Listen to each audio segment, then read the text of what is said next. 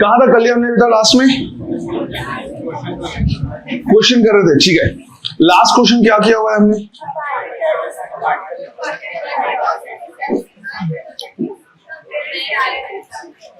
अच्छा, वेक्टर वाले दिए थे, u vector is equal to 3i plus 4j, इस तरह का कुछ न्यूमेरिकल है ना, ठीक है। आज की क्लास में हमें क्या करना है? क्वेश्चन ही करना है। इसमें अभी वेराइटीज बची हुई हैं, राइट? अभी इसमें वेराइटीज बची हुई, वेराइटीज कंप्लीट नहीं हुई है, तो कुछ और भी क्वेश्चन हमको क्या करने हैं? प्रोजेक्टाइल में देखने हैं, है ना। क्वेश्चन लिखना है, a particle is thrown with kinetic energy k. A particle is thrown with kinetic energy k at an angle theta with the horizontal. At an angle theta with the horizontal. Then find its kinetic energy. Find its kinetic energy as well as potential energy. Find its kinetic energy as well as potential energy at the highest point. At the highest point. देखो बेटा, simple सा question है।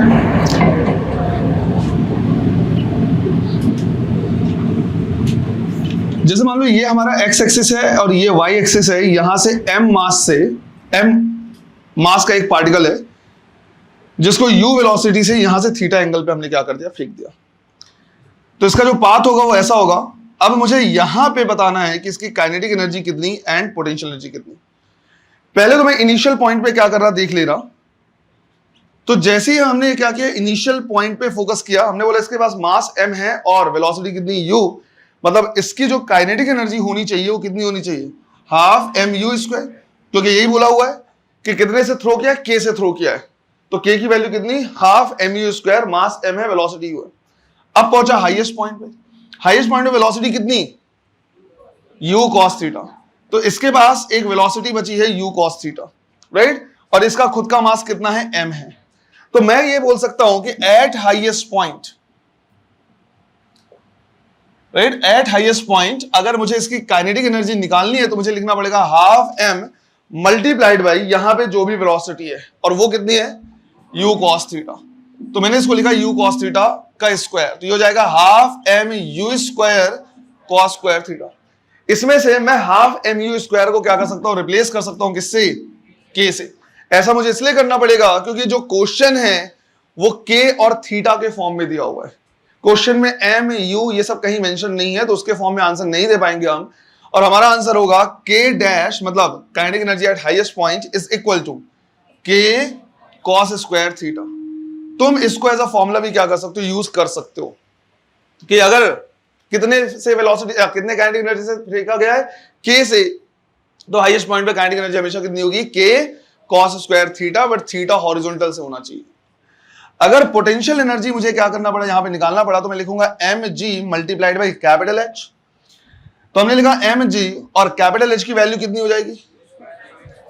u² sign square theta divide by, तो यहां से g से g cancel, अगर इसे रीअरेंज करोगे तो 1/2 को बाहर निकाल लो तो हो गया half mu² sign square theta. Again half mu² को क्या कर सकते हैं? रिप्लेस कर सकते हैं किससे? k से। तो हमारे पास आंसर आ जाएगा u is equal to k sine square theta. इसको भी तुम ऐसा फॉर्मूला क्या कर सकते हो? यूज कर सकते हो। इनफैक्ट एग्जाम में क्वेश्चन आया हुआ है, थीटा की वैल्यू 45 गिवन थी, ये 45 डिग्री पे हम क्या कर रहे हैं? k काइनेटिक एनर्जी से थ्रो कर रहे हैं। हाईएस्ट पॉइंट पे काइनेटिक एनर्जी कितनी? k cos square theta, potential energy sign square theta. अगर यही एंगल हॉरिजॉन्टल से ना देके कहां से दे दे? वर्टिकल से, तो यहां पे साइन स्क्वायर थीटा और वहां पे cos स्क्वायर थीटा। तुम इस चीज को एक चीज और देख सकते हो, इसमें वेरीफाई कर सकते हो कि कंजर्वेशन ऑफ एनर्जी प्रॉपर काम कर रहा है कि नहीं कर रहा है। कंजर्वेशन ऑफ एनर्जी का मतलब यह है कि जितनी एनर्जी यहां पे थी उतनी ही नेट एनर्जी यहां पे भी होनी चाहिए। ग्राउंड से थ्रो किया है, तो अगर ग्राउंड से थ्रो किया है तो पोटेंशियल एनर्जी कितनी? 0, बचा क्या? सिर्फ which is k, which is equal to k। अब हाईएस्ट पॉइंट पे हमारे पास दोनों है, काइनेटिक भी है, पोटेंशियल भी है। काइनेटिक एनर्जी कितनी है? k cos square theta, potential energy कितनी? k sin square theta. दोनों को ऐड कर दो, k बाहर निकलेगा ब्रैकेट में cos square theta plus which is equal to, तो वापस क्या आ गया, तो हाईएस्ट पॉइंट भी वही के आ रहा है। तो हम बोल सकते हैं कंजर्वेशन ऑफ एनर्जी भी प्रॉपर तरीके से वर्क कर रहा है। यहां पे भी काइनेटिक एनर्जी या टोटल एनर्जी के था, यहां भी टोटल एनर्जी कितनी है, के। क्लियर है ये? चलो लिख लो बेटा इसे। ठीक है, नेक्स्ट क्वेश्चन लिखो बेटा। A particle of mass m, a particle of mass m is thrown with velocity u, is thrown with velocity u at an angle theta with the horizontal, at an angle theta with the horizontal. Then find the change in momentum, find the change in momentum, comma velocity, comma velocity and speed between initial and final point, between initial and final point.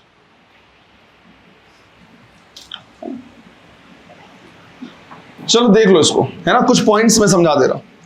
इसमें बोला है मेरे पास m मास का particle है जिसको horizontal से मैंने कितने पे, थीटा एंगल पे थ्रो किया। तो ये हो गया वो पॉइंट जहां से हमने थ्रो किया है इनिशियल, और जहां पे जाके गिरेगा वो क्या हो गया, फाइनल। इन दोनों पॉइंट में तुमको बताना है स्पीड का कितना चेंज हुआ है और वेलोसिटी का कितना चेंज हुआ है। जितना चेंज वेलोसिटी का है उसको मास से मल्टीप्लाई कर दोगे, क्या आ जाएगा, चेंज इन मोमेंटम। तो वो चीज अलग करो उसको। अब यहां पे हमें स्पीड और वेलोसिटी का चेंज, क्या डिफरेंस है स्पीड और वेलोसिटी में, क्या डिफरेंस है स्पीड एंड वेलोसिटी में? स्पीड क्या है, स्केलर क्वांटिटी, वेलोसिटी क्या मतलब हुआ स्केलर या वेक्टर का, कि हमें डायरेक्शन का ध्यान रखना पड़ेगा किसमें, वेलोसिटी में। इसका सीधा सा मतलब हुआ कि अगर मैं इस तरफ जा रहा हूं मान लो 10 मीटर पर सेकंड से, और वापस आया मैं वापस राइट इधर पे 10 मीटर पर सेकंड से, तो स्पीड की अगर हम बात करेंगे तो हम बोलेंगे जाते समय भी स्पीड कितनी थी, 10 मीटर पर सेकंड, वापस आते समय भी स्पीड 10 मीटर पर सेकंड। लेकिन अगर इसी की जगह पे हम स्पीड ना बोल के क्या बोले, वेलोसिटी, तो जाते समय अगर तुमने इसको 10 मीटर पर सेकंड बोला है तो वापस आते समय इसको तुमको बोलना पड़ेगा -10 मीटर पर सेकंड, क्योंकि अब डायरेक्शन का भी रोल हो गया। एक डायरेक्शन को अगर तुम पॉजिटिव लोगे तो अपोजिट डायरेक्शन को क्या लेना पड़ेगा, नेगेटिव। या तुम इसका उल्टा बोल सकते हो, जाते समय अगर तुमने -10 मीटर पर सेकंड बोला तो फिर वापस आते समय क्या बोलना पड़ेगा, 10 मीटर पर सेकंड। आ रही चीज समझ में? अब इसमें चेंज कितना होगा वो हमें क्या करना है, देखना है। तो मैं यहां पे कुछ केसेस क्या कर रहा लेके बता दे रहा हूं, राइट। क्वेश्चन को भी तुमको साइड में ही रखना है, पहले इस केसेस को समझ लेना है, और ये वापस आएगा जब मैं एनएलएम पढ़ाऊंगा, ये वापस उस टाइम पे क्या होगा, आएगा। तो देखो हम मान लो चेंज इन मोमेंटम देख रहे हैं, राइट, मोमेंटम का चेंज देख रहे हैं। तो मोमेंटम के चेंज में पहले केस में मैंने इस तरह से लिया कि लेट्स से हमारे पास ये क्या है, एक वॉल है, मान लो उधर पे क्या दीवार है, और मेरे पास क्या है, एक गेंद है, ये गेंद है आटे का, राइट। m मास और v वेलोसिटी से मैंने इसको क्या किया, थ्रो किया किधर, गेंद की साइड, देख भी रहा है उधर बढ़िया। तो जैसे मैंने इसको क्या किया, m मास को v वेलोसिटी से थ्रो किया, ये वॉल से गया और वॉल से जाके क्या हो गया, चिपक गया, राइट, वो चिपका हुआ है। तो यहां पे m है, इसको v वेलोसिटी से मैंने थ्रो किया, ये गया और यहां जाके क्या हो गया, चिपक गया, तो इसकी वेलोसिटी कितनी हो जाएगी, 0, राइट, वेलोसिटी 0 हो जाएगी। अब मुझे देखना है चेंज इन वेलोसिटी या चेंज इन मोमेंटम। अगर मैं चेंज इन मोमेंटम देखना चाहूं तो मैं बोलूंगा फाइनल और माइनस इनिशियल। तो हमने लिखा change in momentum delta P, हम लिखेंगे P final minus P initial, P final minus P initial. अब फाइनल मोमेंटम तो मुझे दिख रहा है कितना, 0। इनिशियल मोमेंटम इस डायरेक्शन को मैं चाहूं तो पॉजिटिव ले सकता हूं, मैं चाहूं तो नेगेटिव भी ले सकता हूं, राइट। किसी पर्टिकुलर डायरेक्शन को पॉजिटिव नेगेटिव ले सकते हैं, बट आंसर हमेशा चेंज इन मोमेंटम का मैग्नीट्यूड ही बताना पड़ता है। मोमेंटम में कितना चेंज हुआ उसका मैग्नीट्यूड बताओ।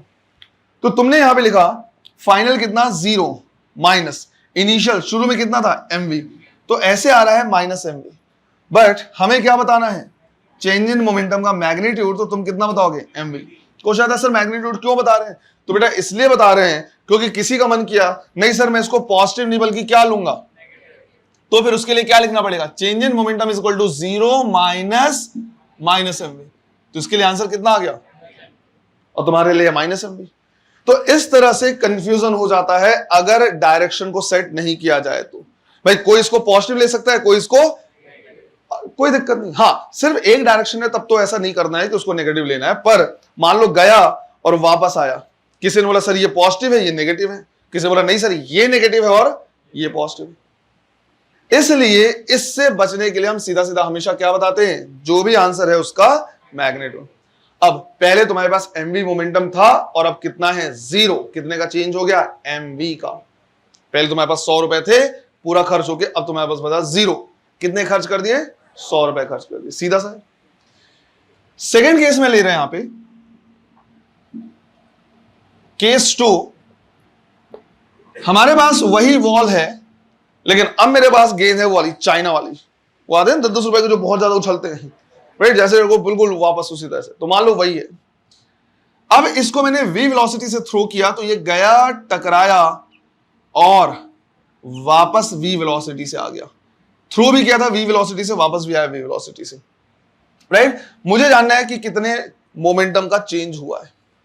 तो अब अगर वापस आने वाले डायरेक्शन को तुमने पॉजिटिव लिया है तो जाने वाले डायरेक्शन क्या लेना पड़ेगा, या किसी का मन करे तो तुम इसको नेगेटिव ले सकते हो और इसे क्या ले सकते हो, पॉजिटिव। जब तक क्वेश्चन में डिफाइन नहीं करेगा तुम अपने मन से ले सकते हो कुछ भी, कोई दिक्कत नहीं। अब अगर हमें चेंज इन मोमेंटम क्या करना पड़ा, निकालना पड़ा, तो हम क्या लिखेंगे, P final minus P initial. Final momentum कितना है हमारे पास, mv, माइनस इनिशियल कितना है, माइनस mv, कितने का कितना आ गया, 2mv। और वैसे भी हमें मैग्नीट्यूड ही बताना था तो हम आंसर कितना देंगे, 2mv। किसी ने बोला सर नहीं मैं इसे माइनस लूंगा और इसे प्लस लूंगा, तो यहां पे क्या लिखना पड़ेगा, minus mv minus plus mv। तो माइनस mv और minus mv total minus 2mv, पर बताना क्या है, मैग्नीट्यूड। तो अल्टीमेटली आंसर क्या देना पड़ेगा उसे, 2mv ही देना पड़ेगा। तो ये ऐसा हो गया कि पहले तुम्हारे पास 100 रुपए थे, अब तुम 100 रुपए उधार में हो, तो कितने अमाउंट का चेंज हुआ है, 200 का। पहले तो 100 रुपए थे, उसको क्या किया होगा तुमने, खर्च कर दिया होगा। तो जो 100 रुपए तुमने खर्च कर दिए तो कितना बचा, 0। फिर तुम 100 रुपए उधार में कैसे आ गए, तुमने 100 रुपए लिए होंगे और उसको खर्च कर दिए होंगे, तो तुम कितने में आ गए, 100 रुपए उधार में। तो कितने अमाउंट खर्च कर दिए तुमने, 200 रुपए, तो चेंज हो गया 200 का। कुछ वैसा ही यहां पे। फिर तीसरा केस है मेरे पास, केस 3। मान लो इस तरह का हमने क्या कर लिया, ग्राउंड ले लिया या वॉल ले लिया इस तरह से करके, और यहां से एक परपेंडिकुलर ड्रॉ कर दिया। अब जो बॉल हमारे पास आ रहा है वो किसी पर्टिकुलर एंगल पे, हॉरिजॉन्टल या वर्टिकल नहीं आ रहा है, बल्कि वो एक एंगल पे आ रहा है। वो वेलोसिटी से आया, ऐसे टकराया, कितने पे, थीटा एंगल पे, और उतने पे ही v वेलोसिटी से क्या हो गया, चला गया। तो ये v वेलोसिटी से आया और v वेलोसिटी से क्या हो गया, इस तरह से चला गया। अब ना तो ये पूरा का पूरा मोमेंटम हॉरिजॉन्टल डायरेक्शन में है और ना ही वर्टिकल डायरेक्शन में। अब इसको कैसे करेंगे, तो इसको हमें क्या करना होगा, रिजॉल्व करना पड़ेगा किसमें, कंपोनेंट में। तो ये mv से आ रहा है ऐसे, तो इसका एक कंपोनेंट ये होगा, राइट। लेट्स से इसको मैंने लिख दिया कितना, ये कितना होगा, mv cos थीटा, और दूसरा ये होगा, इसको मैंने लिख दिया कितना, mv sin थीटा। आया समझ में। तो इस वेक्टर का एक कंपोनेंट होगा mv cos थीटा, दूसरा होगा mv sin थीटा, और cos और sin कंपोनेंट तो निकालना बता ही दिया मैंने। इसी तरह से अब ये जा रहा है mv से, तो अगर ये इस तरह से जा रहा है तो एक कंपोनेंट ये होगा कितना, mv cos थीटा, और ये हो जाएगा कितना, mv sin थीटा। दिख रहा है ये। तो दोनों को हमने क्या कर दिया, कंपोनेंट में रिजॉल्व कर दिया है। इस वाले का रिजोल्यूशन है ये ग्रीन मार्कर से जो लिखा हुआ है, इसको रिजॉल्व किया जो रेड वाले मार्कर से लिखा हुआ है। अब हम क्या कर सकते हैं, जब हमने इसको रिजॉल्व कर दिया है तो साइन को अलग और कॉस को अलग देख सकते हैं। रिजॉल्व करते ही इसलिए कि साइन को अलग देखना है और कॉस को अलग देखना है। साइन कंपोनेंट को देखो जरा, क्या मैग्नीट्यूड में कोई चेंज आया है, क्या डायरेक्शन में कोई चेंज आया है। तो हम ये बोल सकते हैं कि हॉरिजॉन्टल डायरेक्शन या जो साइन कंपोनेंट है उसमें किसी भी टाइप का कोई चेंज नहीं आया। फिर देखो जरा किसमें, वर्टिकल में। वर्टिकल में अगर तुम देखोगे क्या मैग्नीट्यूड में कोई चेंज है, डायरेक्शन में, राइट, डायरेक्शन में यहां पे चेंज है। इसका मतलब यह हुआ कि अगर तुम इस डायरेक्शन को प्लस लोगे तो इसको क्या लेना होगा, माइनस लेना होगा। और तुम यहां पे लिखोगे जो चेंज इन मोमेंटम है P final minus P initial. Final momentum तुम लिख रहे हो यहां पे mv cos theta minus initial लिखना पड़ेगा माइनस mv cos थीटा। तो चेंज इन मोमेंटम कितना आ रहा है, 2mv cos थीटा। तो अगर वो किसी एंगल पे हो तो हम क्या कर सकते हैं, उसको रिजॉल्व कर सकते हैं। अगर यही थीटा यहां ना देके यहां से देता तो ये कॉस कंपोनेंट हो जाता और ये साइन कंपोनेंट हो जाता और चेंज इन मोमेंटम कितना आता है, 2mv sin थीटा, सीधा सा। तो चाहे वो इस तरह से दे दे, चाहे ऐसे चेंज इन मोमेंटम क्या कर सकते हैं, निकाल सकते हैं। अब अगर ये हमें समझ में आ गया है तो इसी को हम अप्लाई कर सकते हैं किसमें, अपने प्रोजेक्टाइल वाले क्वेश्चन में, है ना। तो इसको नोट करना है, नोट करके इसको बॉक्स में बंद कर देना है, क्योंकि ये रिलेटेड टॉपिक है पर प्रोजेक्टाइल का नहीं है। सीधा सीधा यहां पे मैंने सिर्फ बताया है कि किसी भी वेक्टर क्वांटिटी का चेंज कैसे निकालना है। कुछ भी वेक्टर, किसी भी कोई भी वेक्टर ले सकते हो और उसके बाद फिर क्या करो, क्वेश्चन सॉल्व करो। चलो देखो बेटा, अब क्वेश्चन जो पूछा हुआ है वापस से क्वेश्चन में आओ कि अगर हम क्या कर रहे हैं, एक पार्टिकल को जिसका मास कितना है m, u वेलोसिटी से थ्रो कर रहे हैं, कितने एंगल पे, राइट, थीटा एंगल पे। तो ये हो गया इसका इनिशियल पॉइंट, और जब ये क्या होगा, गिरेगा, राइट, ये हो जाएगा फाइनल पॉइंट। दोनों के बीच में change in momentum, change in speed and change in velocity क्या करना है, बताना है। अब पहली चीज, अगर u वेलोसिटी से थ्रो किया है, कितने वेलोसिटी से गिरेगा, राइट, वापस गिरेगा u से। क्यों ऐसा, मोशन अंडर ग्रेविटी वाला पार्ट पढ़ा था हमने, है ना। तो जितनी वेलोसिटी या जितनी काइनेटिक एनर्जी यहां पे होनी चाहिए उतनी काइनेटिक एनर्जी यहां पे होनी चाहिए, क्योंकि पोटेंशियल तो 0 और 0 है। तो जितनी काइनेटिक एनर्जी इस पॉइंट पे उतनी काइनेटिक एनर्जी इस पॉइंट पे होनी चाहिए। तो उसके लिए यहां पे वापस से स्पीड उसकी होनी चाहिए u, और ये वापस से गिरेगा कितने पे, थीटा पे। ऐसा क्यों, ऐसा क्यों, ठीक है, u से थ्रो किया है, u पे आके गिरा, वो तो मान लिया कंजर्वेशन ऑफ एनर्जी से बता दिया कि जितनी काइनेटिक एनर्जी यहां पे उतनी काइनेटिक एनर्जी यहां पे, या सेम लेवल पे वेलोसिटी सेम होगी, ये बता सकते हैं। फिर मैंने बोला कि थीटा एंगल पे थ्रो किया था, हॉरिजॉन्टल से अभी भी एंगल कितना बनाएगा, थीटा। ऐसा क्यों बोल रहे हैं हम, ताकि हॉरिजॉन्टल वेलोसिटी कांस्टेंट है। ये बोला गया था ना कि हॉरिजॉन्टल वेलोसिटी यहां पे कितनी, u cos थीटा। तो बेटा यहां भी कितनी होनी चाहिए, u cos थीटा। ऐसा तब होगा जब ये u है तो ये कितना रहे, थीटा रहे, तब तो तुम लिखोगे ये कितना, u cos थीटा। अगर एंगल कुछ और होगा, मान लो थीटा डैश होता, तो हॉरिजॉन्टल कितना हो जाता है, u cos थीटा डैश। अब तुम कह रहे हो कि यहां पे हॉरिजॉन्टल वेलोसिटी है u cos थीटा और वहां पे u cos theta dash, same हुआ क्या दोनों। तो ऐसा तब होगा जब दोनों का वेलोसिटी तो सेम रहेगा, एंगल भी क्या रहे, सेम रहे। क्लियर। तो जब थ्रो किया है उस टाइम पे ये u है, ये क्या है, u cos थीटा, और ये कितना है, u sin थीटा। जब गिरा है तो ये u है, ये कितना, u cos थीटा, और दूसरा कंपोनेंट इधर आएगा कितना, u sin थीटा। ध्यान से देखो जरा, हॉरिजॉन्टल कंपोनेंट को देखो, क्या मैग्नीट्यूड में कोई चेंज आया है, राइट, पहले भी u cos थीटा था, अभी भी u cos थीटा है। क्या डायरेक्शन में कोई चेंज आया है, नहीं, डायरेक्शन में भी कोई चेंज नहीं आया। सीधा मतलब हुआ कि हॉरिजॉन्टल डायरेक्शन में किसी भी टाइप का कोई चेंज नहीं है। वर्टिकल कंपोनेंट में देखो, पहले कितना था, अब कितना है, एग्जैक्टली। अगर तुम उसको u sin थीटा बोल रहे हो तो उसको क्या बोलना पड़ेगा, माइनस u sin थीटा, और अगर इसे u sin थीटा बोल रहे हो तो इसे क्या लिखना पड़ेगा, माइनस u।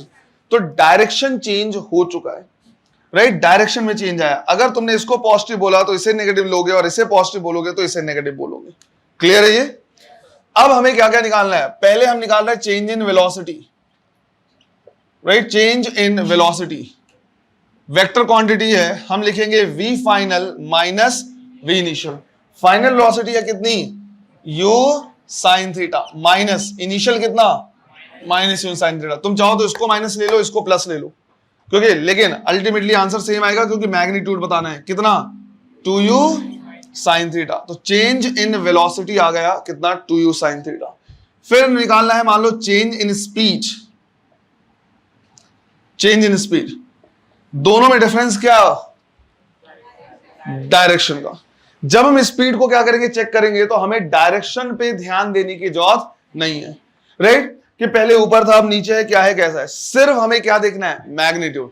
जब थ्रो किया था तो स्पीड कितनी, u, कोई u sin theta cos theta, sin theta cos theta तो इसलिए कर रहे हैं ताकि हमें डायरेक्शन पता चल जाए, राइट। ये इस डायरेक्शन में जा रहा था, अब जिधर जा रहा है उधर का यूनिट वेक्टर नहीं है, तो हमने कंपोनेंट में रिजॉल्व कर दिया था कि हाँ बेटा इतना वेलोसिटी हो गया किसमें, x में, इतना वेलोसिटी हो गया किसमें, y में। अब इतना झंझट पालने की जरूरत, बात हम किसकी कर रहे हैं, स्केलर क्वांटिटी की। स्केलर क्वांटिटी चाहे इधर जाए चाहे इधर जाए, क्या फर्क पड़ना है, डायरेक्शन देखना नहीं, क्या देखना है, मैग्नीट्यूड। कितने से थ्रो किया है, कितने से गिरा है, चेंज कितना, 0। तो हम लिखेंगे यहां पे चेंज इन स्पीड, राइट, कितना हो जाएगा, 0। फिर और क्या बोला हुआ है, चेंज इन मोमेंटम। तो चेंज इन मोमेंटम अगर निकालना है तो चेंज इन वेलोसिटी निकाल लिया, उसको मास से क्या कर दो, मल्टीप्लाई कर दो। तो तुम लोगों के delta P equal to M times delta V. तो डेल्टा पी का मैग्नीट्यूड आ जाएगा कितना, 2mu sine theta, right, 2mu sine theta. Simple सा है, इंपॉर्टेंट क्वेश्चन है, कहीं ना कहीं आया हुआ है, आने के चांसेस रहते हैं, नोट करो बेटा इसको जल्दी से। In the above problem,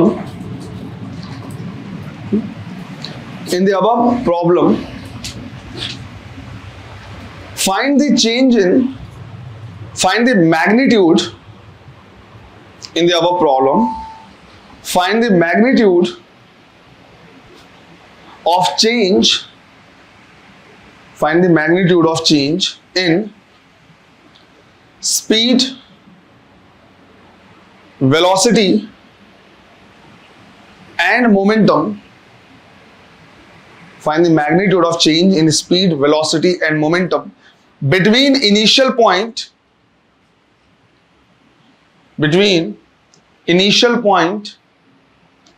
and at highest point.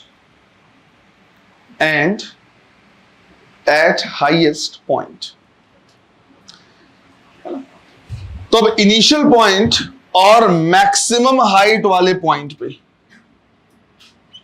Right, तुम्हें बताना है change in momentum, change in speed and change in velocity.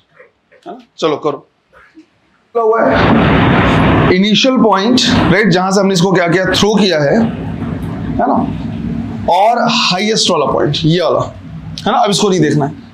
तो यहां पे इसके पास वेलोसिटी कितनी बची, सिर्फ और सिर्फ u cos थीटा। तो ये इनिशियल है, ये फाइनल है। चेंज इन वेलोसिटी अगर तुम क्या करोगे, लिखोगे, राइट, अच्छा u cos थीटा इतना है, जबकि vy की वैल्यू कितनी है, 0। वर्टिकल डायरेक्शन की जो वेलोसिटी कितनी हो गई, 0। अब तुमने देखा कि यहां पे भी u cos थीटा है, यहां भी u cos थीटा है, तो हॉरिजॉन्टल में तो कोई चेंज नहीं आया। वर्टिकल में देखोगे तो यहां पे कितना है, 0, और यहां पे कितना है, u sin थीटा। तो तुमने बोला कि यहां पे कितना है, 0, और पहले कितना है, u sin थीटा, तो चेंज कितने का आएगा, u sin थीटा का। बिल्कुल वही कहानी होगी केस 1 वाला, राइट। m मास के पार्टिकल को v वेलोसिटी से थ्रो किया, गया और चिपक गया, तो फाइनल 0 हो गया। तो चेंज कितने का, u sin थीटा का। क्लियर है ये। चेंज इन स्पीड अगर बोलेगा, तो अब स्पीड अगर बोलेगा तो मुझे नहीं देखना है कि कौन सा कंपोनेंट किस तरह से चेंज हुआ है, कुछ नहीं। मैं सिंपल बोलूंगा, यहां पे मेरे पास स्पीड कितनी, u cos थीटा, कितने से थ्रो किया था, u से, बस खत्म, इतना ही देखना है। तो चेंज इन स्पीड अगर मुझे निकालना है तो मैं बोलूंगा यार फाइनल मेरे पास बचा है u cos थीटा, और शुरू में कितना था u, दैट्स इट। तुम चाहो तो u कॉमन निकाल सकते हो, तो क्या बचेगा ब्रैकेट में, cos theta -1, simple. Final minus initial, किस डायरेक्शन में कौन सा कंपोनेंट है, कुछ देखने की जरूरत नहीं। चेंज इन मोमेंटम अगर देखना है तो बस इसी को क्या करोगे, चेंज इन वेलोसिटी को मास से मल्टीप्लाई कर दोगे, तो आंसर कितना आ जाएगा, mu sin थीटा। ये होगा between initial point and highest point. इसे भी लिखो। चलो नेक्स्ट क्वेश्चन लिखो। A particle is thrown with velocity v. A particle is thrown with velocity v at an angle theta with a horizontal, at an angle theta with the horizontal. Then find the radius of curvature. Find the radius of curvature at the highest point. Find the radius of curvature at the highest point. देखो बेटा, इस question को समझ लो, क्योंकि ये जो question है वो प्रोजेक्टाइल प्लस सर्कुलर मोशन को मिला के है, और अभी सर्कुलर मोशन हमने पढ़ा नहीं है ना? अभी हमने सर्कुलर मोशन पढ़ा नहीं है, इसलिए पहले इसको क्या करो, समझ लो। मान लो जैसे इस तरह का कहीं रोड है, कि इस तरह का रोड है कि हम इस तरह से जा रहे हैं और ऐसे क्या है, वो मुड़ गया। तो यहां पे हमें क्या दिख रहा है, एक कर्व दिख रहा है। अगर इस कर्व को लेते हुए मैं पूरा का पूरा एक सर्कल बना दूं, जो भी कर्व दिखेगा उसको पूरा का पूरा सर्कल बना दूं, तो सर्कल का कुछ ना कुछ क्या होगा, रेडियस होगा। मतलब जो कर्व है उसका भी तो रेडियस वही होगा। इसी को बोलते हैं रेडियस ऑफ कर्वेचर। एक कर्व है, अगर उस कर्व को लेते हुए पूरा हम क्या बना दे, सर्कल, तो जो भी उसका रेडियस होगा वही क्या कहलाएगा, रेडियस ऑफ कर्वेचर, कर्व का रेडियस। अब यहां पे भी क्या है, उसी तरह का कुछ सीन दिया हुआ है। क्वेश्चन पूछा हुआ है कि हमने क्या किया है, एक पार्टिकल को, मान लो ये हमारा एक्स एक्सिस है, ये वाई एक्सिस है, एक पार्टिकल को यहां से थ्रो किया है।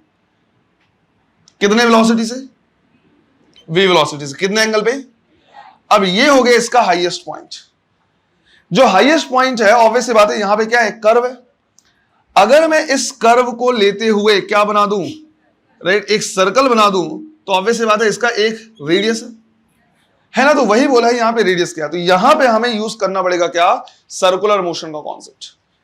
अगर मैं यहां पे क्या करूं, चेक करूं, तो एक एक्सेलरेशन ड्यू टू ग्रेविटी होगा जो किधर लगेगा, टुवर्ड्स द सेंटर। जो एक्सेलरेशन टुवर्ड्स द सेंटर लगेगा वही कहलाएगा क्या, सेंट्रीपिटल एक्सेलरेशन। और यहां पे वेलोसिटी बचेगी इसके पास कितनी, v cos थीटा, जो एक तरीके से टेंजेंशियल वेलोसिटी है। क्या वेलोसिटी है, टेंजेंशियल। अब फॉर्मूला हमारे पास होता है, अगर हम सेंट्रीपिटल एक्सेलरेशन के लिए क्या करें, लिखे, तो सेंट्रीपिटल एक्सेलरेशन का फॉर्मूला होता है v square divide by r, जहां पे जो v होता है वो टेंजेंशियल वेलोसिटी होता है। मुझे पता है कि हार्डली 10 या 15% ही तुम फॉलो कर पा रहे होगे, इसलिए मैंने इस क्वेश्चन को लिखा के साथ में सॉल्व भी करा रहा। ये पूरा का पूरा समझ में आएगा अगले चैप्टर में, राइट। अभी परेशान होने की जरूरत नहीं है, क्वेश्चन यहां था इसलिए मैंने यहां पे लिखा दिया है। सेंट्रीपिटल एक्सेलरेशन में पूरा एक लेक्चर हम क्या करेंगे, डिस्कस करेंगे हर पॉइंट को, कि क्या होता है टेंजेंशियल का मतलब क्या है, सेंट्रीपिटल का मतलब क्या होता है, किस तरह से फॉर्मूला आया, ये सब कुछ। तो अभी घबराना नहीं है, आराम से इसको क्या करो, देखो जब सेंट्रीपिटल का कॉन्सेप्ट पढ़ा दूंगा तो ये आराम से समझ में आ जाएगा। अभी मान के चलो कि सेंट्रीपिटल का फॉर्मूला क्या होता है, v square divide by r, जहां पे r क्या कहलाएगा, रेडियस या रेडियस ऑफ कर्वेचर। तो यहां से हमारा जो r हो जाएगा वो कितना हो जाएगा, v square divide by a। अब v की जगह पे क्या पुट करना होगा एक्चुअली मुझे, राइट, v cos थीटा, क्योंकि यहां पे जो v है वो v नहीं है बल्कि क्या है, v cos थीटा है। तो मैंने यहां पे रखा v cos थीटा का square divide by centripetal acceleration कौन है, g, तो मैंने यहां पे रख दिया क्या, g। तो रेडियस ऑफ कर्वेचर आ जाएगा क्या v square cos square theta divide by g। ये हमने निकाल दिया। किससे निकाला, सेंट्रीपिटल एक्सेलरेशन के कॉन्सेप्ट से। क्या होता है सेंट्रीपिटल एक्सेलरेशन का मतलब क्या है, टेंजेंशियल मतलब क्या है, ये फॉर्मूला कहां से आया, क्या आया, हर पॉइंट को हम क्या करेंगे, सर्कुलर मोशन में क्या करेंगे, डिस्कस करेंगे। क्लियर है ये। तो फिलहाल ये ध्यान रखना है, रेडियस ऑफ कर्वेचर ऐसे निकालेंगे, आंसर आएगा v square cos square theta, क्योंकि ये क्वेश्चन भी एग्जाम में आया, थीटा की वैल्यू शायद 45 या ऐसे कुछ वहां भी गिवन था, या 60 डिग्री है ना। चलो लिख लो इसको भी। तो जहां पे ये फॉर्मूला लिखा है ना, वहां पे साइड में कहीं लिख सकते हो, we will study this in circular motion. Circular motion के बाद वापस से जब इस क्वेश्चन को देखोगे बिल्कुल आसान हो जाएगा।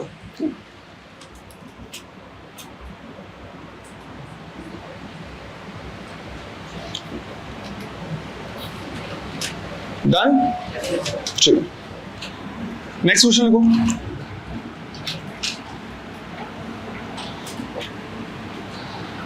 A particle of mass m, a particle of mass m is thrown with velocity u. A particle of mass m is thrown with velocity u at an angle theta, with the horizontal, at an angle theta with the horizontal. Find its angular momentum. Find its angular momentum at the highest point. Find its angular momentum at the highest point about the point of projection. About the point of projection. Answer लिखना है, लिख लो answer लिखो. We will study this in rotational motion. We'll study this in rotational motion. समझो बेटा, torque and angular momentum को किसी point के about लिखा जाता है हमेशा, राइट? कि अगर तुम इसको बताना चाह रहे हो तो किस पॉइंट के अबाउट. अब टॉर्क को लिखने का तरीका या एंगुलर मोमेंटम को लिखने का तरीका, हम जब क्या करते हैं रोटेशनल मोशन पढ़ते हैं तो अबाउट एक पूरा लेक्चर उसी में जाता है, राइट? 1.5 से 2 घंटे समझाना पड़ता है कि किसी पॉइंट के अबाउट जब हम क्या करते हैं लिखते हैं तो कैसे लिखते हैं, गलती ना हो. उसका डायरेक्शन क्या है, टॉर्क का डायरेक्शन क्या है, एंगुलर मोमेंटम का डायरेक्शन क्या है, राइट? इसलिए मैंने यहां पे सीधा सीधा लिखा दिया है कि जब हम उसको सीख जाएंगे कि भाई एंगुलर मोमेंटम लिखना कैसे है, तो हम इस क्वेश्चन को क्या करेंगे वहां पे देख लेंगे. सर यहां पे क्यों लिखवा दिया? वो इसलिए लिखवा दिया है क्योंकि तुम इधर उधर के मॉड्यूल जब सॉल्व करोगे तो ये क्वेश्चन प्रोजेक्टाइल मोशन में ही दिया हुआ है, तो तुमको ऐसा नहीं लगना चाहिए कि ये वाला पार्ट छूट गया या मिस हो गया, है ना? अच्छा, ये आएगा ही, ये वैसा वाला नहीं कि टीचर बोल देते इसको बाद में करवाएंगे और वो बाद आया ही नहीं, है ना? तुम पिछले साल की कॉपी चेक कर सकते हो, ये वहीं पे है. पिछले साल की कॉपी यहां भी चेक कर सकते हो, उसमें भी मैंने ऐसे ही लिखवाया हुआ है. कराया नहीं करवाया, है ना? तो ये क्वेश्चन आएगा, टेंशन नहीं लेना, आराम से सीख लेंगे. सीखने के बाद लिख लेंगे कि भैया एंगुलर मोमेंटम कैसा है. क्लियर है? ये वो सारे क्वेश्चंस हैं जो टी आर एंड एच के फॉर्मूले पे बेस्ड है. मैंने बोला था कि न्यूमेरिकल्स भी 2 टाइप में आएंगे, एक सिंपल टी आर एच के फॉर्मूले पे. तो जितनी वेराइटीज हमने देखी वो सिर्फ इनके फॉर्मूले पे बेस्ड है ना? और ये स्पेसिफिक पॉइंट पे टाइम ऑफ लाइट, पूरे टाइम में जो पूरे मोशन में जो टाइम लगता है, मैक्सिमम हाइट हाफ में जो मैक्सिमम हाइट है, और रेंज अगेन पूरे मोशन में जो मैक्सिमम डिस्प्लेसमेंट होता है हॉरिजॉन्टल का. तो सिर्फ 2 पॉइंट के लिए, एक पूरे और एक हाईएस्ट पॉइंट के लिए. इनके अलावा जब एक प्रोजेक्टाइल को हम क्या करते हैं, थ्रो करते हैं, तो वो बहुत सारे पॉइंट से होके गुजरता है. अगर हाईएस्ट पॉइंट और टोटल कंप्लीट मोशन के लिए मैं छोड़ दूं तो इसके पास अगेन इनफाइनाइट पॉइंट्स ऑलरेडी बचे हुए हैं. इनमें से किसी भी रैंडम पॉइंट्स के लिए मैं पूछ लूं, जैसे हमारे पास क्या है, एक इस तरह का प्रोजेक्टाइल मोशन है, इसको छोड़ के यहां छोड़ के अगर मैं यहां पे पूछना चाहूं, यहां पे पूछना चाहूं, यहां पे पूछना चाहूं, तो इन सारे क्वेश्चन को हम सॉल्व करेंगे with the help of equation of motion. उसके लिए तुम x अलग निकालोगे, y अलग निकालोगे, राइट? तो x अलग निकालना है, y अलग निकालना है. इसके लिए x अलग होगा, y अलग होगा. तो इन सबको क्या करना होता है, अलग से सॉल्व करना होता है और बाद में कंबाइन करना होता है. मैं किसी रैंडम पॉइंट पे पूछ सकता हूं कि बताओ यहां पे नेट वेलोसिटी कितनी, तो तुम x अलग निकालोगे, y अलग निकालोगे. मैं यहां पे पूछ सकता हूं तो तुम यहां पे x निकालोगे, y निकालोगे. तो इन पॉइंट्स के लिए जब भी हमें क्वेश्चन सॉल्व करना होगा, हम सॉल्व करेंगे with the help of equation of motion. यहां पे टाइम ऑफ फ्लाइट, रेंज या मैक्सिमम हाइट का कोई कॉन्सेप्ट नहीं लगेगा. तो याद करो, x एक्सिस के लिए अलग और y एक्सिस के लिए अलग मैंने पूरे फॉर्मूले क्या कर दिए, लिखा दिए. और मैंने तुमको बोला भी है कि मोशन इन 2 डायमेंशन को इस तरह से अज्यूम करके चलो जैसे ये 2 बार मोशन इन 1 डायमेंशन. एक बार इंडिविजुअली x को सॉल्व कर लो, एक बार इंडिविजुअली y को सॉल्व करो और बाद में इनको कंबाइन कर दो. x निकाल लिया, y निकाल लिया, डिस्प्लेसमेंट निकाल सकते हैं under root x square plus y square से. vx निकाल लिया है, vy निकाल लिया है, कंबाइन कर दो, v equal to under root vx square plus vs. सीधा सा. तो इन पे जो बेस्ड क्वेश्चन होंगे वो मजेदार होंगे, बढ़िया क्वेश्चन होंगे. तो उसको भी हमको क्या करना है, देखना है. क्वेश्चन लिखो.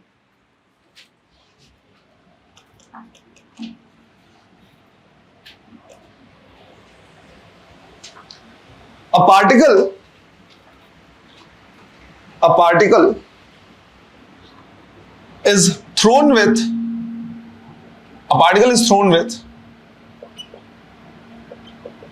initial velocity 5 meter per second, 5 meter per second at an angle of 53 degree, at an angle of 53 degree with the horizontal,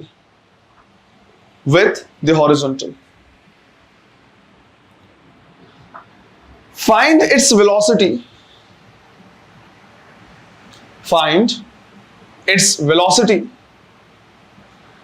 when it makes an angle of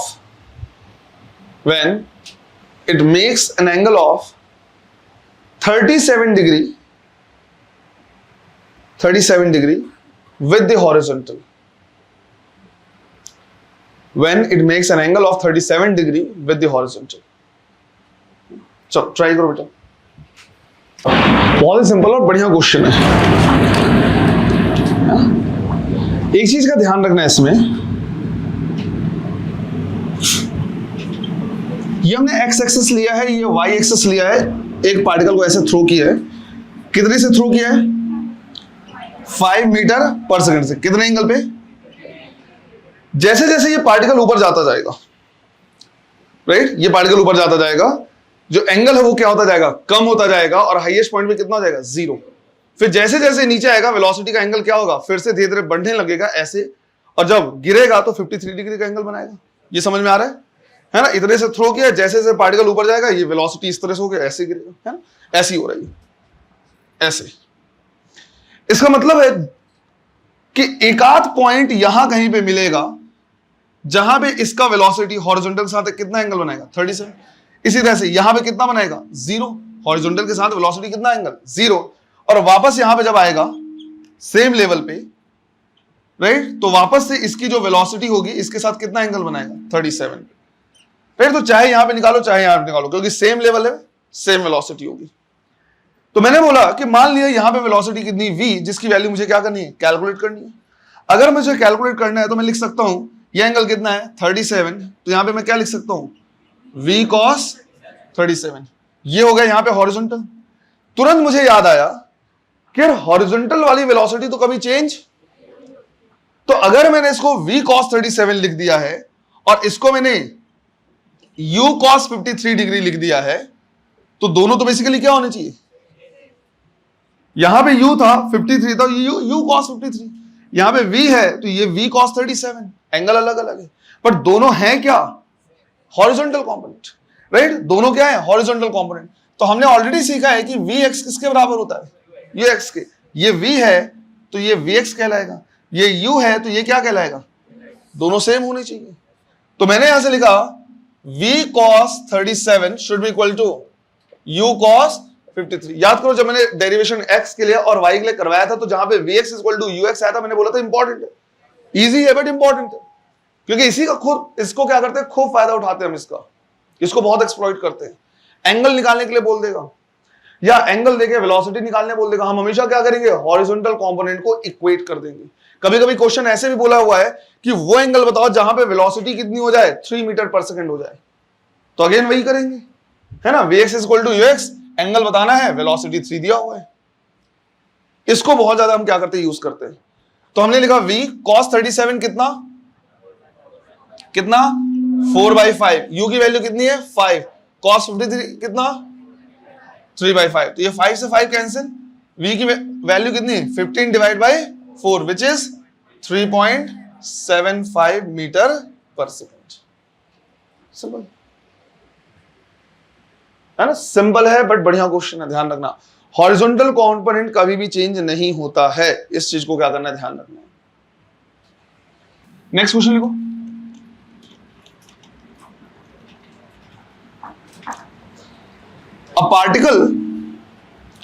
A particle is thrown with 50 meter per second. A particle is thrown with 50 meter per second, 50 at an angle 37 degree at an angle 37 degree with the horizontal.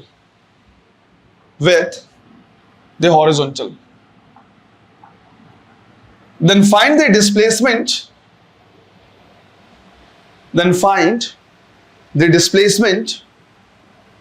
And velocity of particle.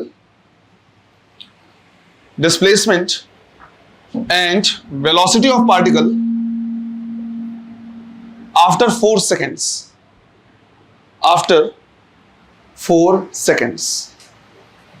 देखो बेटा, जब भी इस तरह का question दिया हो ना, सबसे पहले एक बार टाइम ऑफ फ्लाइट निकाल लिया करो। क्यों निकाल लिया करो बता दे रहा मैं। मान लो जैसे तुमने क्या किया, इसका टाइम ऑफ फ्लाइट निकाल लिया। फॉर्मूला क्या है? 2u sin थीटा बाई जी। ये हो गया 50, sin 37 कितना? 3/5 मल्टीप्लाइड बाई 10। ये कैंसिल, कितना आ गया? मैं इसलिए कह रहा हूं क्योंकि मान लो इस क्वेश्चन में टाइम ऑफ फ्लाइट आ जाता कितना? 8 सेकेंड। मान लो इस क्वेश्चन का टाइम ऑफ फ्लाइट होता कितना? 8 सेकेंड। इसका मतलब है 4 सेकेंड में ये कहां पे होता? हाईएस्ट पॉइंट पे। और अगर ये हाईएस्ट पॉइंट पे होता तो वेलोसिटी वगैरह निकालना बड़ा आसान हो जाता। अच्छा, वेलोसिटी x का कितना? u cos थीटा, y कितना? 0। तो बचा ही टोटल कितना? u cos theta. डिस्प्लेसमेंट निकालना होता तो ये होता h, निकाल लेते, ये r/2 हो जाता, स्क्वायर करके ऐड कर देते। या मान लो ऐसा होता कि इसका टाइम ऑफ फ्लाइट भी 4 सेकेंड आ जाता। मान लो टाइम ऑफ फ्लाइट 4 सेकंड आ जाता, मतलब वो कहां पे गिर गया है? बस वहां पे वेलोसिटी बता सकते थे, वही जितना इनिशियल था। डिस्प्लेसमेंट बताते कितना? r के बराबर। कितना इजी हो जाता क्वेश्चन। तो इसलिए जब भी ऐसे क्वेश्चन रहे, एक बार टाइम ऑफ फ्लाइट जरूर निकाल के ये चेक कर लिया करो, कहीं तुम्हारी किस्मत अच्छी तो नहीं, कहीं ऐसा तो नहीं कि वो भले यहां पे टाइम बोला है पर वो टाइम में क्या पहुंच रहा है? हाईएस्ट पॉइंट पे पहुंच रहा है या वापस से गिर चुका है। फिलहाल इस क्वेश्चन में तुम्हारी किस्मत उतनी अच्छी नहीं है। इसमें ये 4 सेकंड में बोला है और टाइम ऑफ फ्लाइट कितना है? 6। इसका मतलब हुआ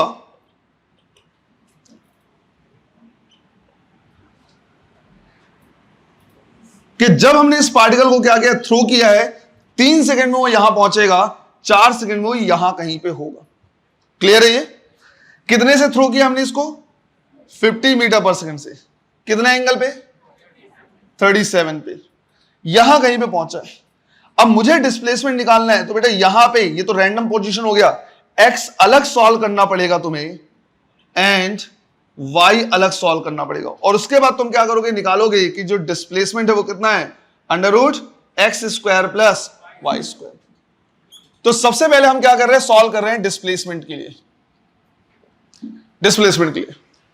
मैंने बोला है मोशन इन 2 डायमेंशन को ऐसे मान के चलना है जैसे वो 2 बार मोशन इन 1 डायमेंशन है।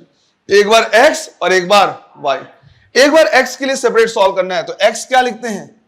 ux into T. बिल्कुल सिंपल सा फॉर्मूला है, यही होता है ux इंटू टी, है ना। यहां पे मैं दोनों निकाल ले रहा। ux इक्वल टू क्या हो जाएगा बेटा? u cos 37, यही हो जाएगा ना। तो कितना हो जाएगा? 50 मल्टीप्लाइड बाई 4/5। कितना आ गया? 40 मीटर पर सेकेंड। इसी तरह से ui कितना हो जाएगा? u sin 37 सॉल्व करने पे आएगा। तो मैंने यहां से ux अलग निकाल लिया, कितना? 40 मीटर पर सेकेंड, और uy निकाल लिया मैंने, कितना? 30 मीटर पर सेकेंड। क्लियर है इस चीज में? ठीक है। अब x निकालना है, तो x का फॉर्मूला क्या सिखाया हुआ है? ux into T. ux की वैल्यू कितनी?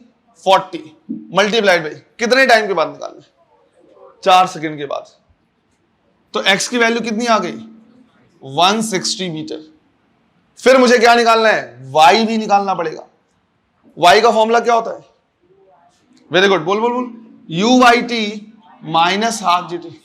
कुछ नहीं है, h is equal to UT minus half GT square ही है ना। तो y is equal to UY की वैल्यू कितनी है? 30। तो हमने यहां लिखा 30 मल्टीप्लाइड बाई 4 माइनस हाफ 10 4 का स्क्वायर, तो हो गया 120 माइनस 16 इंटू 10 160 बाई 2 80। तो y की वैल्यू कितनी आ गई? 40 मीटर। सिंपल सा। तो टोटल डिस्प्लेसमेंट कितना लिखेंगे हम? √x² मतलब 160 का स्क्वायर प्लस, ठीक है, 160 को स्क्वायर मत कर लेना, 160 को क्या लिख सकते हैं? 4 into 40। This concept is known as multiplication, नाम सुना होगा। हाँ, कौन भी हाँ बोल रहा है? अच्छा जय, वो आज बहुत दूर खड़ा हुआ है, वो बहुत दूर खड़ा हो, तुम लोग पे निगरानी रखा हुआ है ऐसे। देखो उसको, अच्छा देखो, है ना। 160 को क्या लिख सकते हैं? 4 इंटू 40, और यहां पे 40, तो 4 इंटू 40, 40 का और 40 कॉमन निकलेगा, नहीं निकलेगा? तो 40 का स्क्वायर और 40 का स्क्वायर कॉमन निकल के बाहर आ जाएगा, कितना? 40। तो यहां पे क्या बच गया, और यहां पे क्या बचा है? तो 16 + 170, तो आंसर कितना आ जाएगा? 40√17 मीटर। इजी तरीका हो जाएगा सॉल्व करने का। कुछ लोग देख रहे हैं सर ये कैसे किया? कॉमन निकाल लिया बेटा, है ना। 160 को 4 इंटू 40 करके 40 को कॉमन निकाल लिया, बाहर आ जाएगा। क्लियर है ये हो गया हमारा डिस्प्लेसमेंट। फिर हमें निकालना है क्या? Velocity, right. वेलोसिटी निकालना है। तो बेटा इस पॉइंट पे ध्यान से देखो, इस पॉइंट पे ये हो जाएगी वेलोसिटी, ये हो जाएगा हमारा Vx, और ये हो जाएगा क्या? Vy। यही होगा। पहले Vx सॉल्व करेंगे तो हमें याद आया Vx = कभी चेंज ही नहीं होता है, कितना? 40 मीटर पर सेकेंड। भारी खुशी, सॉल्व करने की जरूरत नहीं पड़ेगी, बट Vy सॉल्व करना पड़ेगा। Formula Vy = Uy minus half GT। GT V = U - AT होता है ना, सेम वही तो है। तो इनिशियल कितना है? 40, सॉरी Uy कितना है? 30 है। 30 माइनस 10 इंटू 4, तो कितना आ गया? -10 मीटर पर सेकेंड। ये माइनस क्या बता रहा है? राइट, ये डायरेक्शन नीचे की तरफ है, इसलिए बता रहा है। तो मुझे Vx मिल गया है, Vy मिल गया है, मैं नेट V निकाल सकता हूं, है ना। क्या लिखेंगे हम? 40 का स्क्वायर प्लस -10 का स्क्वायर। अरे आया समझ में? यहां से इसको 40 को मैं 4 इंटू 10, और यहां पे -1 इंटू 10, तो 10 कॉमन निकल के बाहर आ जाएगा। यहां क्या बचेगा? 4 का स्क्वायर, कितना? 16, और -1 का स्क्वायर 1, ये कितना आएगा? 10√17 मीटर पर सेकेंड। दोनों को x अलग y अलग, राइट। तो मोशन इन 2 डायमेंशन क्या है? 2 बार मोशन इन 1 डायमेंशन। दोनों को सॉल्व करके हम क्या कर सकते हैं? कंबाइन कर सकते हैं। क्लियर है ये? तो ये है इक्वेशन ऑफ मोशन पे बेस्ड क्वेश्चन।